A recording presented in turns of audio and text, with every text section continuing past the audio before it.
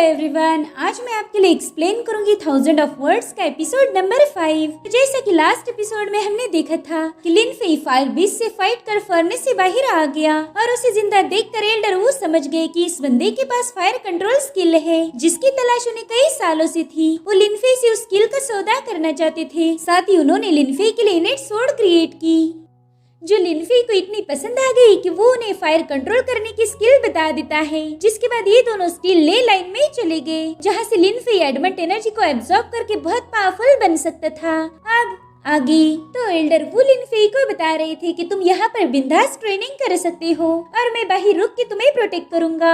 जिस पर लिन फेई कहता है, अरे सीनियर, मैं आपको पहरेदार कैसे बना सकता हूँ, आप तो बहुत ही बिजी इंसान हो। तो एल्डर वो कहते कि ठीक है, फिर मैं तब तक फायर कंट्रोल स्किल की प्रैक्टिस करता हूँ, साथ ही मैं तुम पर भी नजर रखूंगा। ये सुनकर तो लिन फेई बहुत ज्यादा खुश हो गया था। जिसके बाद वो तुरंत ही प्रैक्टिस करने बैठ जाता है। वो 10,000 सूट टेक्निक को मास्टर करने की कोशिश कर रहा था। वो कह रहा था कि मैजिक वेपन बॉडी एडमंट एनर्जी को काफी अच्छे से एब्जॉर्ब कर सकती है, तो अब वहाँ के एडमंट एनर्जी को एब्जॉर्ब करना शुरू कर देता है। मगर थोड़ी देर में वो एब्जॉर्प्शन रेट बहुत ज्यादा बढ़ गया और ये तो रुकने का नाम ही नहीं लेता। लिन फेई को पता था कि अगर ऐसा ही चलता रहा तो वो एक्सप्लोड हो जाएगा। वो देखता है कि अब तो कोई मूवमेंट भी नहीं कर पा रहा, इसलिए वो एल्डर वो को मदद के लिए बुलाने लगता है। मगर एल्डर वो तो बुक पढ़ने में बिजी थे। वो कह रही थी, वाह ये बुक तो अमेजिंग है। और इधर लिन फेई चीख रहा था कि एल्डर वो प्लीज मुझे बचा लो। तभी एल्डर वो की उस पर नजर जाती है। वो देखते कि लिन फेई पर एडमंट एनर्जी भारी पड़ गई, तो तुरंत ही जाकर उस एनर्जी के फ्लो को रोक देते हैं। वो पूछ रहे थे कि बच्चे तुम ठीक तो हो ना? तो खांसते हुए कहता है कि मास्टर, आपने बोला था कि आप मुझे प्रोटेक्ट करोगे। जिस पर वो हिचकिचाते हुए कहती कि अरे मुझे नहीं लगा था कि मैं ज्यादा देर तक वो किताब पढ़ पाऊंगा, मगर वो बुक तो बहुत अच्छी थी तो मैं उसी में खो गया। तो लिन फेई बता रहा था कि अगर आप उस किताब के 2 पन्ने और पढ़ लेते तो तब तक मैं जिंदा नहीं बचता। ये सुन के तो एल्डर वो को खुद पर ही शर्म आ रही थी। तभी वो देखते कि लिन फेई अभी भी पावर को यूज कर रहा है, इसलिए वो उसे रोकने के लिए बोलते हैं। मगर लिन फेई कहता है कि ना, ये मैं नहीं हूँ, ये तो मेरी स्किल है जो अपने आप ही ये सब कुछ कर रही है। और अब तो ढेर सारी एडमंट एनर्जी लिन फेई की बॉडी में अपने आप एंटर करने लगती है, जो कि बहुत ही ज्यादा पावरफुल थी। एल्डर वो कह रही थी कि बच्चे ये तुम कौन सी स्किल का यूज कर रहे थे? मैंने अपनी पूरी लाइफ में ऐसी खतरनाक स्किल नहीं देखी थी। मेरे ख्याल से मैंने तुम्हें बेहोश करना चाहिए, तभी जाके ये रुक जाएगी। मगर लिन फेई उन्हें ऐसा करने से मना कर देता है, क्योंकि अगर एल्डर वू ने उसे बेहोश किया तो एनर्जी लिन फेई पर बैकफायर करके उसे सीरियसली घायल भी कर सकती थी और इसमें लिन फेई की जान जाने का भी खतरा था। तो एल्डर वो परेशान होकर पूछते कि फिर तुम ही बताओ मैं क्या करूं? जिस पर लिन फेई कहता है कि मुझे रिस्क उठानी होगी। आप एक काम करो, आप अर्थ फायर को एक्टिवेट करके इस एडमंट एनर्जी को बर्न करने में मेरी मदद करो। मगर एल्डर वू को ये आइडिया सही नहीं लगता। वो कह रही थी कि तुम कोई तलवार नहीं जो मैं तुम्हें भट्टी में डाल दूं। मगर लिन फेई जिद करने लगता है, क्योंकि अब उससे दर्द बर्दाश्त नहीं हो रहा था। इसमें लिन फेई की जान जाने के चांसेस 99% तक बढ़ चुके थे। और तभी एल्डर वो जोखिम उठाते हुए लिन फेई पर अर्थ फायर से अटैक कर देते हैं, क्योंकि उसे बचाने का बस यही एक रास्ता था। उनके इस अटैक से तो लिन फेई की चीखें ही निकल गई। वहीं दूसरी तरफ हम टियानशिंग को देखते हैं, जो अपनी तलवारबाजी की प्रैक्टिस कर रहा था। और तभी उसका एक स्लैश अटैक उसी के मास्टर को हिट करने वाला था, मगर वो तुरंत ही उसे साइड में कर देते हैं। वो कह रही थी, वाह क्या बात है, तुम तो सेल्फ नरिशिंग सोर्ड को काफी अच्छे से मास्टर कर रहे हो। जिसके बाद वो टियानशिंग से कह रहे थे कि मैंने कभी सोचा नहीं था कि एंट्री लेवल की सोर्ड टेक्निक इतनी ज्यादा पावरफुल होगी। ये तो 3 स्लेयर्स एंड 5 डिस्ट्रॉयर के मुकाबले की है। जिस पर टियानशिंग बताता है कि लिन फेई को देखकर ही मैंने इस टेक्निक को प्रैक्टिस करना शुरू किया। वो इसका बहुत अच्छे से यूज करता है। मास्टर कहते, हाँ तुम सही बोल रहे हो, हमने अपने ईगो को साइड में रख के हमेशा दूसरों से नॉलेज को गेन करना चाहिए, इससे हम काफी अच्छी प्रोग्रेस कर सकते हैं। मुझे खुशी हुई कि तुम भी ऐसा ही कर रहे हो, मगर तुम्हें रिले असेंबली में अच्छी रैंकिंग हासिल करने के लिए और थोड़ा बेटर होना पड़ेगा। जिस पर टियानशिंग कह रहा था कि मास्टर, मैं अपनी तरफ से पूरी कोशिश करूंगा, मुझे खुद पर भरोसा है कि मैं हमारी पिक की इज्जत को बरकरार रखूंगा। जिस पर डेंग कहते कि हमारा टियानशिंग पिक इस सेक का इंचार्ज है, हमारे लिए जीत और हार मायने नहीं रखती, मैं बस चाहता हूँ कि तुम इस कॉन्टेस्ट में अच्छा एक्सपीरियंस गेन करो। और रही बात तुम्हारे रैंकिंग की, तो उसकी फिक्र नहीं करो, बस तुम अपना बेस्ट देना। मेरे लिए तो तुम्हारी रैंकिंग से ज्यादा तुम्हारी सेफ्टी मायने रखती है, इसलिए कॉन्टेस्ट से अपाहिज होकर वापस मत आना। जिस पर टियानशिंग कह रहा था कि जी मास्टर, मैं एक पीस में ही वापस आऊंगा और देख लेना आपके मरने के बाद मैं आपकी पोजीशन संभालते हुए टियानशिंग पिक का एल्डर बनूंगा। ये सुनकर बेचारे मास्टर कह रहे थे कि गाँव तो बसा ही नहीं और भिखारी मांगने आ गए, जिसके बाद वो वहाँ से चले जाते हैं। टियानशिंग कह रहा था कि मास्टर तो मेरे बड़े बड़े ख्वाब के बारे में जानकर खुश हो गए होंगे, जिसके बाद वो लिनफेई के बारे में सोच रहा था। वो कहते दोस्त तुम प्रैक्टिस क्यों नहीं कर रहे हो? अगर ऐसा ही चलता रहा तो मैं तुमसे आगे निकल जाऊंगा। वही दूसरी तरफ हम लिनफेई को देखते हैं, जिसे एल्डर वो घर लेके आए थे। वहाँ पर लिनफेई के मास्टर भी थे। दरअसल उस केव में फायर का बहुत बड़ा ब्लास्ट होकर लिनफेई बेहोश होकर नीचे गिर गया था। एल्डर वो कह रहे थे कि मुझे नहीं पता ये लड़का कौन सी स्किल की प्रैक्टिस कर रहा था। इसने तो ले लाइन की ऑलमोस्ट सारी एनर्जी को ही एब्जॉर्ब कर लिया था और उसी वजह से स्पिरिट नरिशिंग के एडवांस लेवल पर पहुंच चुका है और फिर उसके बाद ये बेहोश हो गया। मास्टर शेनशाह उसकी पल्स चेक करके बताते हैं कि इसकी मेरिडियन तो कमजोर हो चुकी है और ये अंदर से इंजर्ड भी हो गया, मगर इसमें कोई दिक्कत नहीं। उसने तेजी से ब्रेक थ्रू करने की वजह से ये बेहोश हो गया। मगर एल्डर वू तो लिनफेई के लिए बहुत ज्यादा परेशान थे। वो शेनशाह से कहते कि प्लीज इसे होश मिलाइए, इसका आपके पास कोई तो सोल्यूशन होगा। इस पर वो कहते नहीं, मैं इसमें कुछ नहीं कर सकता, ये तो इसके स्पिरिट पर डिपेंड करता है। तो एल्डर वो कह रहे थे कि मैं भी लिंगू पिक पर जाकर सीनियर यांग से इस बारे में बात करूंगा, तब तक आप लिनफेई का ख्याल रखना। अब अगले सीन में हम देखते कि लिनफेई को तो होश आ चुका है। वो सोड कलेक्शन पवेलियन में था। वो समझ गया था कि वो समय में 3000 साल पीछे आ चुका है। उसे तो अपनी आंखों पर यकीन ही नहीं हो रहा था और तभी उसे लिन बानहु आवाज देकर अपने पास बुला लेता है। वो उससे कह रहा था कि अरे तुम ऐसे खोए खोए क्यों दिख रहे हो? मेरे ख्याल से तुम्हारी नींद पूरी नहीं हुई, शायद तुम रात भर पढ़ाई कर रहे थे। इधर लिनफेई तो खुद को ही पिंच कर रहा था। वो कहता है ये तो सपना नहीं बल्कि हकीकत है, मगर मुझे अच्छे से पता है कि आपकी तो डेथ हो गई थी। जिस पर बानहु कह रहा था कि लिनफेई तुम ठीक तो हो ना, ऐसी बहकी बहकी बातें क्यों कर रहे हो? और तभी लिनफेई का सिर दर्द से फटने लगता है। वो बानहु को बता रहा था कि मुझे बहुत ज्यादा तकलीफ हो रही है। तो बानहु कहता है ये लो इसे खा लो, शायद तुम्हें थोड़ा बेटर महसूस होगा। तो लिनफेई उस बन को ले लेता है, मगर वो तो पूरी तरह से सड़ चुका था। साथ ही बानहु भी वहाँ से गायब हो जाता है। अब लिनफेई पूरे सेट में इधर उधर भाग रहा था। उसे अपनी सभी दोस्त की आवाजें आने लगती है, जो उसे बताते हैं कि हम डीमन एम्पायर के साथ जंग करने जा रहे हैं और हमारे वापस आने तक तुम अपना ख्याल रखना। तो लिनफेई उन्हें चिल्लाकर बता रहा था कि प्लीज मुझे अकेला छोड़ के मत जाओ। जिसके बाद उसी कमरे में पहुंच जाता है जहाँ पर सभी की मेमोरियल टैबलेट्स थी। अब लिनफेई उन्हें टच करे इससे पहले उसे जंजीरों में जकड़ा गया। वो देखता है कि उसके सामने डीमन एम्पायर था। वो कहता है सोड इंक्वायरी सेक्ट का हर एक बंदा बैटल में मारा गया, मगर तुम्हारे जैसा लूजर जो कल्टीवेट भी नहीं कर सकता था वो जिंदा बच गया। मैंने तो आज तक ऐसी फनी चीज नहीं देखी थी। इधर लिनफेई खुद को आजाद करने की कोशिश कर रहा था और तभी वो कहता है कि मैंने अपने हाथों से तुम्हें मार दिया था, तो तुम रियल नहीं हो सकते। ये सुनकर डीमन एम्पायर हंसते हुए कह रहा था कि देखो तो तुम्हारे जैसे लूजर को वाकई लगता है कि वो मुझे मार सकता है। बच्चे तुम्हें हकीकत पता नहीं, तुम्हारा रीबर्थ मैंने ही प्लान किया था और अब मैं तुम्हें दोबारा से मारना चाहता हूँ। जिसके बाद वो लिनफेई को चोक करना शुरू कर देता है। तभी लिनफेई उससे कहता है कि तुम तो बहुत अच्छी एक्टिंग कर लेते हो, मैंने तो ऑलमोस्ट तुम पर यकीन कर लिया था। जिसके बाद वो एम्पायर को नीचे गिराते हुए कहता है कि तुम एक इल्यूजन हो, क्योंकि रियल डीमन एम्पायर इतनी बकबक नहीं करता था। जिसके बाद उस इल्यूजनरी एम्पायर को मार देता है, मगर तब तक वहाँ पर पुराना वाला लिनफेई आ गया था। वली लिनफेई के अंदर का डीमन है जिसे हार्ट डीमन भी कहा जाता है। अब लिनफेई उसके साथ फाइट करना शुरू कर देता है। लिनफेई ने अपने मल्टीपल फॉर्म्स बना लिए थे, तो हार्ट डीमन भी अपने फॉर्म्स क्रिएट कर लिनफेई को हरा देता है। वो कह रहा था लिनफेई हार मान लो, क्योंकि मैं वो सब कर सकता हूँ जो तुम कर सकते हो, इसलिए फालतू की स्ट्रगल करने का कोई फायदा नहीं होगा। जिस पर लिनफेई कहता है कि तुम मुझे मार के मेरी बॉडी पर कब्जा करना चाहते हो, मगर मैं ऐसा नहीं होने दूंगा। मेरे सामने तुम बस एक लाचार कीड़े हो। अब उसकी बातें सुनकर हार्ट डीमन भड़क गया था, तो तुरंत ही लिनफेई पर हमला करना शुरू कर देता है। उन दोनों में हमें तगड़ी फाइट देखने को मिलती है, जिसमें लिनफेई उस डीमन पर भारी पड़ गया था। इसलिए वो डीमन कभी बानहु का तो कभी लिनफेई के मास्टर का रूप लेके उसे कंफ्यूज करने की कोशिश कर रहा था। हालांकि लिनफेई उसकी चाल में नहीं फंसता। उसने उस हार्ट डीमन पर जानलेवा हमला कर दिया। तभी वो डीमन उससे कह रहा था कि लिनफेई तुम मुझे मार नहीं सकते, क्योंकि मैं तुम्हारे दिल के डार्केस्ट कॉर्नर में छुपा हूँ, इसलिए हमारी दोबारा से मुलाकात जरूर होगी। जिसके बाद लिनफेई एक बार फिर से उस हार्ट डीमन के साथ फाइट करता है और इस बार भी लिनफेई जीत गया था। और इस फाइट के तुरंत बाद ही लिनफेई इल्यूजन से बाहर आ जाता है। वो देखता है कि उसके मास्टर उसके पास बैठे हुए थे। वो कहते अच्छा हुआ तुम्हें होश आ गया, तुम्हें बचाने के लिए मैंने अपनी वाइटल स्पिरिट की सारी एनर्जी को खर्च कर दिया, जिससे अब मेरी पुरानी इंजरीज ताजा हो गई है। मगर कोई बात नहीं, तुम होश में आ गई, इससे ज्यादा मुझे क्या चाहिए।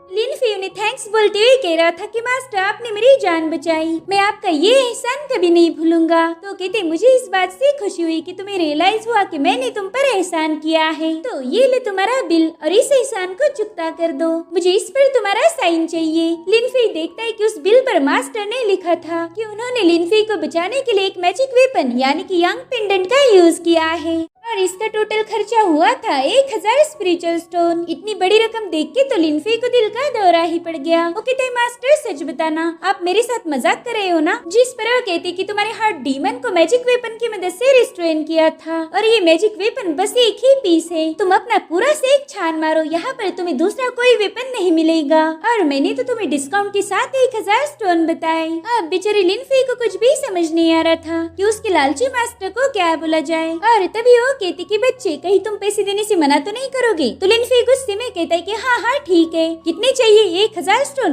ओके मैं दे दूंगा। तो कहते अरे शांत हो जाओ मेरे लाल, आगे तो पढ़ो क्या लिखा है। अगर तुम वो टास्क करने के लिए मान जाते हो तो तुम्हें ये पैसे देने की कोई जरूरत नहीं, और इतना ही नहीं मैं तुम्हें यंग पेंडेंट भी दे दूंगा ताकि तुम अपनी इंजरीज को हील कर पाओ। अभी अभी तुम्हारे हार्ट डीमन को मैंने इसी पेंडेंट का यूज करके कंट्रोल किया था, नहीं तो वो तुम्हारी बॉडी पर कब्जा करने वाला था। तो लिन फेयू उस बिल को पढ़ के कहता है कि मास्टर आपने इसमें लिखा है कि मैं आपके लिए सोर्ड माउंटेन में जाकर एक सोर्ड लेके आऊं। तो कहते हाँ बिल्कुल, वो सोर्ड हमारे सेक्ट के फाउंडर की थी और वही तुम्हें मेरे पास लानी है। जिस पर लिन फेयू कहता है कि सोर्ड माउंटेन पर बस रिले डिसाइपल ही जा सकते हैं और वो भी कल्टीवेशन के लिए। तभी मास्टर उसका मुंह बंद करने के लिए उसे यंग पेंडेंट दे देते हैं। हालांकि लिन फेयू कह रहा था कि मैं तो घायल हूँ, आप ये जिम्मेदारी युवान को भी दे सकते थे। जिस पर वो कहती कि युवान एक एम्बिशियस लड़की है, वो तो बस मजबूरी में हमारे पिक पर रहती है, भला वो मेरे ऑर्डर्स क्यों मानेगी। देखा जाए तो तुम्हारे पास भी वही पोटेंशियल है जो कि युवान के पास है, और अगर दिल की बात बताओ तो मुझे युवान से ज्यादा तुम पर भरोसा है। जिसके बाद वो कहती कि घबराओ मत, मैं तुम्हारे सीक्रेट किसी को नहीं बताऊंगा, तुम्हारे हार्ट डीमन का राज हमेशा राज रहेगा। बस मुझसे वादा करो कि तुम उस सोड को लाने की पूरी कोशिश करोगे, और अगर तुम्हारी कोशिशों के बावजूद भी तुम्हें वो सोड नहीं मिली तो कोई बात नहीं, मैं तुमसे 1000 स्पिरिचुअल स्टोन नहीं मांगूंगा।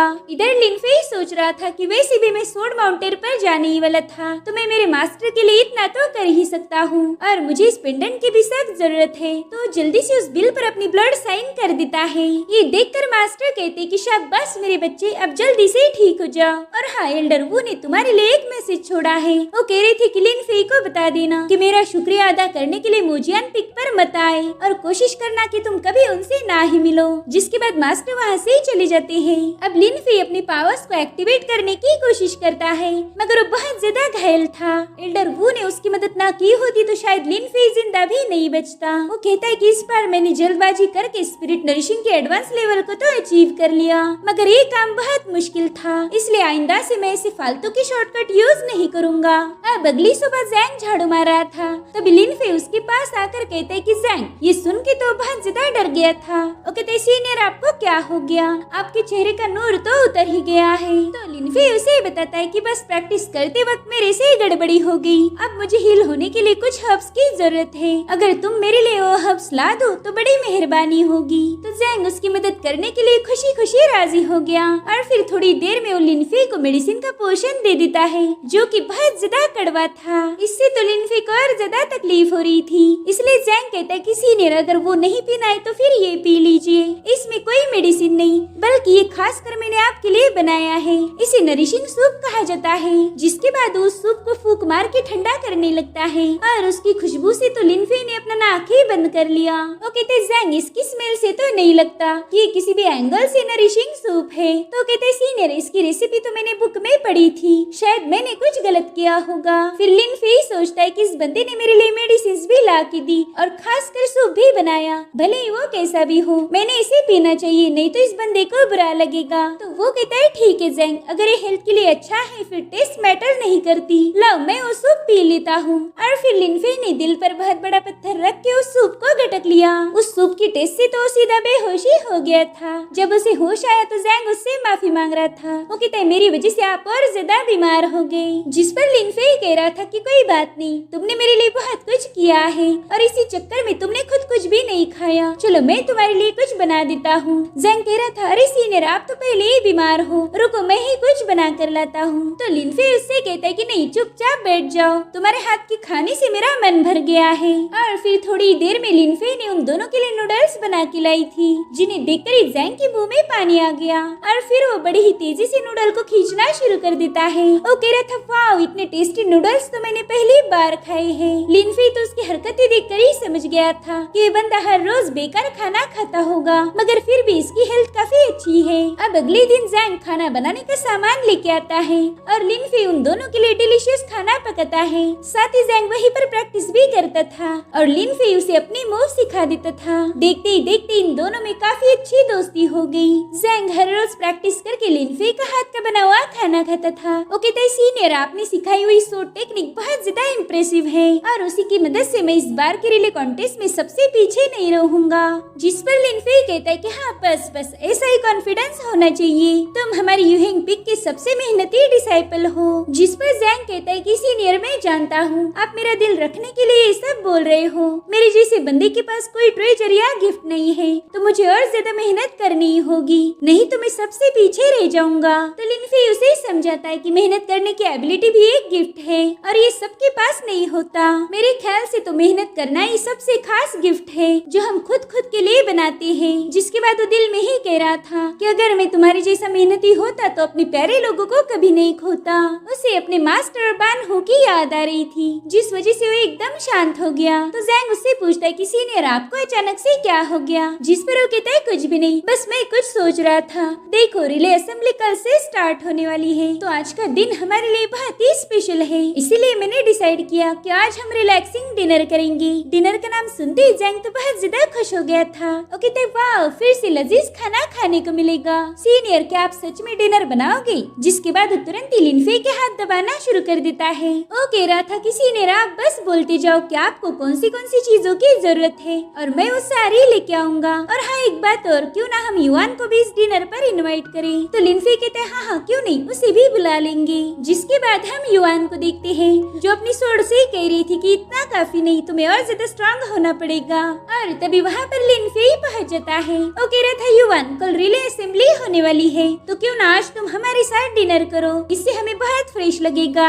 अब युआन उसे कोई जवाब दे पाई इससे पहले लिन फेई कहता है ठीक है फिर हम शाम को मिलेंगे, पक्का आ जाना ओके। इतना कहकर वो वहाँ से चला जाता है। और तभी युआन को याद आ रहा था कि कैसे लिन फेई ने ली चुन से उसे बचा लिया था। साथ ही ली चुन के हर एक मूव को काउंटर करके लिन फेई ने उसकी तगड़ी धुलाई कर दी थी, इसलिए युआन उसका इनविटेशन एक्सेप्ट कर लेती है। अब रात के समय वो डिनर करने के लिए लिन फेई के घर पहुँच गयी। लिन फेई उसे बता रहा था कि मैंने कुछ खास तो नहीं, बस कुछ मामूली डिशेस बनाई है और ये रोस्टेड विंग्स भी आप ट्राई कीजिए, ये तो मेरी सबसे खास रेसिपी है। तो युआन एक विंग को टेस्ट करती है, उसे इतना पसंद आया कि उसने तुरंत ही वो सारे विंग्स गटक लिए। ये देखकर लिन फेई दिल में ही सोचता है कि ये बंदी बोलती तो कुछ भी नहीं मगर खाना तो दबा के खाती है। और तभी वहाँ पर लिन फेई के मास्टर पहुँच जाते हैं। वो कहते लजीज खाना और वो भी शराब के बिना, ना ये तो बिल्कुल अधूरा है और इसीलिए मैं तुम्हारे इस अधूरे खाने को पूरा करने के लिए शराब लाया हूँ। वो कहते लिन फेई जाओ मेरे लिए कटोरी और चॉपस्टिक्स लेके आओ। तो लिन फेई जबरदस्ती कह रहा था हाँ वो तो लाना ही पड़ेगा, मगर वो जगह से ही नहीं हिलता, इसलिए जैंग मास्टर के लिए बोल लाने चला जाता है। मास्टर बिन बुलाए मेहमान थे, इसलिए लिन फेई उनसे कहता है कि मास्टर ये किसे पता था कि आपकी सूंघने की शक्ति कुत्ते से भी ज्यादा स्ट्रॉन्ग है? जिस पर मास्टर कहते कि यार ये तो मुझे भी नहीं पता था। जिसके बाद लिन फेई का खाना टेस्ट करते हैं। वो कह रही थी वाह लिन फेई तुम तो घर वाली से भी ज्यादा अच्छा खाना पका लेते हो। लिन फेई को लग रहा था कि ये बुढ़ा मुझे लड़की बना के ही मानेगा। जिसके बाद मास्टर कहते हैं कि चलो चलो अब मैं तुम्हें थोड़ी सी शराब देता हूँ। जैंग कहता है मास्टर कल तो रिले असेंबली है ना, फिर आज शराब पीना सही रहेगा? तो वो कहते हैं अरे कॉन्टेस्ट तो कल है, इससे अच्छी वजह कोई हो ही नहीं सकती, इसलिए आज हम सभी लोग दबा के पियेंगे। वैसे ये वाइन मैंने खुद बनाई है, मुझे पता है ये तुम्हें बहुत पसंद आएगी। तो ये सभी लोग अपना अपना बोल रेज करते हैं। मास्टर कह रहे थे कि मैं विश करता हूँ कि तुम सभी लोग कॉन्टेस्ट से कामयाब होकर वापिस आओगे। और फिर ये सभी शराब गटक लेते हैं। इस तरह से इनकी पार्टी कंप्लीट हो गई। वहीं दूसरी तरफ हम एक बंदे को देखते हैं जो प्रैक्टिस करते हुए कह रहा था कि मैं यूहिंग पिक के एक भी बंदे को जिंदा नहीं छोड़ूंगा। दूंगा, मैं उन सभी को डिस्ट्रॉय कर दूंगा। जिसके बाद वो अपनी पावर्स को रिलीज करता है और अब फाइनली कॉन्टेस्ट का दिन आ जाता है, जहाँ पर हम टियानशिंग, वांग चुएंग, जोंग, शीहे और वांगलिन जैसे डिसाइपल को देखते हैं जो कॉन्टेस्ट के लिए रेडी थे। वहीं पर हम टियानचुआन पिक के एल्डर को देखते हैं जो अपने डिसाइपल से कह रहे थे कि तुम्हें अच्छे से पता है कॉन्टेस्ट में तुम्हें क्या करना है और तुम यहाँ की फिक्र मत करो, यहाँ पर मैं सब कुछ संभाल लूंगा। जिस पर वो बंदा कह रहा था, जी मास्टर, वेल इसका नाम है तियांडू और इसके मंसूबों के बारे में हमें आगे पता चलेगा। अब ढेर सारी सीढ़ियाँ चढ़ के ये लोग कॉन्टेस्ट के लोकेशन पर पहुँच गए थे। जैंग कहता है, सीनियर देखो तो ये कितना खूबसूरत है, मगर उसका सीनियर तो अभी बहुत पीछे था और बेचारा जैसी तैसी सीढ़ियाँ चढ़ के ऊपर आ जाता है। जैंग कह रहा था, सीनियर माफ कर देना, मैं तो भूल ही गया था कि आप इंजर्ड हो। लिनफी खांसते हुए पूछ रहा था कि पहला मुझे ये बताओ कि वो कौन सा बेवकूफ था जिसने इतनी सारी सीढ़ियाँ डिजाइन की। यहाँ तक आते आते मेरी हालत तो खराब ही हो गई। तो जैंग उसका मुंह दबाते हुए कह रहा था कि सीनियर और गालियाँ मत दो, ये सीढ़ियाँ हमारे सेक्ट के लीडर ने ही डिजाइन की थी। और तभी एक बंदा कह रहा था कि अरे ये देखो, यूहिंग पिक वालों ने किस लूले लंगड़े को कॉन्टेस्ट में भेज दिया। मेरे ख्याल से इनका मास्टर एक नंबर का पागल है। जिस पर दूसरा डिसाइपल कहता है कि मास्टर का तो छोड़ ही दो, पूरा की पूरा यूहिंग पिक ही पागलों से भरा पड़ा है। जिसके बाद वो सभी जोर जोर से हंसने लगते हैं और तभी एक बार फिर से टियानशिंग लिनफे की साइड लेने पहुंच गया। वो कहता है कि अभी भी तुम लोगों ने जो भी बकवास की है उसे वापस ले लो। तो डिसाइपल कह रहे थे कि हमारी मर्जी, हम जो चाहे वो बोलेंगे, मगर उन्हें पता था कि वो टियानशिंग पिक के बंदे से लड़ाई नहीं कर सकते थे, इसलिए वो दुम दबाकर भाग जाते हैं। अब टियानशिंग लिनफे की हालत देखकर कह रहा था कि मुझे एक बात समझ नहीं आ रही, तुमने कल्टीवेशन ज्यादा किया या फिर किसी के साथ मोहब्बत करके आए हो। अगर तुम्हें ज्यादा परेशानी है तो तुम इस कॉन्टेस्ट से क्विट कर सकते हो। तो लिनफे उसे यंग पेंडेंट दिखाते हुए कह रहा था कि फिक्र नहीं करो, मैं जरूर से जिंदा वापिस आऊंगा। अब टियानशिंग युआन को ढूंढ रहा था। वो पूछता है कि यार वो है कहाँ पर। तो लिनफे कहता है, वो देखो, वो रही युआन। ये लोग देखते कि सभी लोग युआन की खूबसूरती की तारीफ कर रहे थे, मगर टियानशिंग तो उसकी सोड़ पर मर मिटा था। वो तो उस सोड़ को देखकर अजीब सी आवाजें निकाल रहा था। तो लिनफे उसे संभालने लगता है क्योंकि टियानशिंग की हरकतें एकदम थरके इंसान जैसी लग रही थी। लिनफे बता रहा था कि भाई उसकी सोड एक इनेट मैजिक वेपन है, उसकी जैसी खूबसूरत सोड मैंने आज तक नहीं देखी। जिस पर टियानशिंग कह रहा था कि भाई तुम्हें तो पता ही है कि मैं कितना अमेजिंग बंदा हूँ और हैंडसम तो मैं हुई, तो यार फिर मेरे पास ऐसी सोड क्यों नहीं है। मगर लिनफे उसके इस अजीबोगरीब सवाल का जवाब दे पाई इससे पहले ही बेल बजना शुरू हो जाती है। इधर टियानशिंग लिनफे से पूछता है कि भाई मुझे वो सोड दिखाओ जो एल्डर वू ने तुम्हारे लिए बनाई थी। तो लिनफे कहता है कि मैंने वो सोड छुपा के रख दी है क्योंकि वो बहुत स्पेशल है, वो एक स्पिरिट सोड है। मगर टियानशिंग को उसकी बातें झूठ लग रही थी। वो कहता है भाई पता नहीं तुम झूठ बोलना कब बंद करोगी, तुम बहुत बड़ी बड़ी फेंकते हो। अगर ब्लैक गोल्ड से स्पिरिट सोड बनने लग गई तो फिर मैं ऐसी हजारों सोड बनवा लूंगा। मगर लिनफे उसे कोई जवाब नहीं देता। अब सेक्ट लीडर कॉन्टेस्ट की अनाउंसमेंट करने आ जाते हैं। वो कह रहे थे कि हमारे सोड इंक्वायरी सेक्ट का 10,000 साल पुराना इतिहास है, साथ ही हमारे सभी एल्डर्स के पास उनके रिले डिसाइपल्स है और यही रिले डिसाइपल्स हमारे सेक्ट का भविष्य है। आज इस कॉन्टेस्ट में कई सारे डिसाइपल्स पार्टिसिपेट करेंगे और उनमें से सबसे पावरफुल बंदे को रिले डिसाइपल बनाया जाएगा। फिलहाल हमारे पास 13 रिले डिसाइपल्स है और आज 14th रिले डिसाइपल वही बनेगा जो इस कॉन्टेस्ट का विनर होगा। जिसके बाद एल्डर जाओ वहाँ पर एक पोर्टल ओपन कर देते हैं जो इन्हें कॉन्टेस्ट की लोकेशन पर पहुँचा देगा। तभी एल्डर टियानचुआन सबको बताते हैं कि ये कॉन्टेस्ट 3 दिनों तक चलेगा। सभी डिसाइपल को अपने टोकन लेकर उसमें एंटर करना है। तुम सभी को 3 दिनों तक अपने टोकन संभाल के रखने होंगे। अगर किसी और डिसाइपल ने तुम्हारा टोकन छीन लिया तो फिर तुम्हें कॉन्टेस्ट से एलिमिनेट किया जाएगा। तुम में से जो भी लोग ज्यादा से ज्यादा टोकन जमा करेंगे वही आगे के राउंड के लिए क्वालिफाई होंगे। तभी एल्डर डेंग बताते कि आप लोग टोकन के लिए आपस में बैटल कर सकते हो, मगर तुमने किसी पर जानलेवा हमला नहीं करना है। अगर तुमने ऐसी कोई गुस्ताखी की तो फिर तुम्हारी पावर्स को सीज कर तुम्हें सेक्ट से बाहर निकाल दिया जाएगा। जिसके बाद इन सभी लोगों को टोकन्स दिए जाते हैं। जैंग तो उस टोकन को देखकर बहुत ज्यादा नर्वस हो गया था। तो लिनफे उसे बताता है कि घबराओ मत, तुम कई दिनों से प्रैक्टिस कर रहे थे और मुझे पता है तुम इस बार अच्छा परफॉर्म करोगे। उसकी बातें सुनकर जैंग को भी काफी अच्छा लग रहा था। वो कहते सीनियर आपने मुझे सेल्फ नरिशिंग सोर्ड स्किल सिखा दी है, अगर मैं उसका सही से यूज कर पाया तो मजा ही आएगा।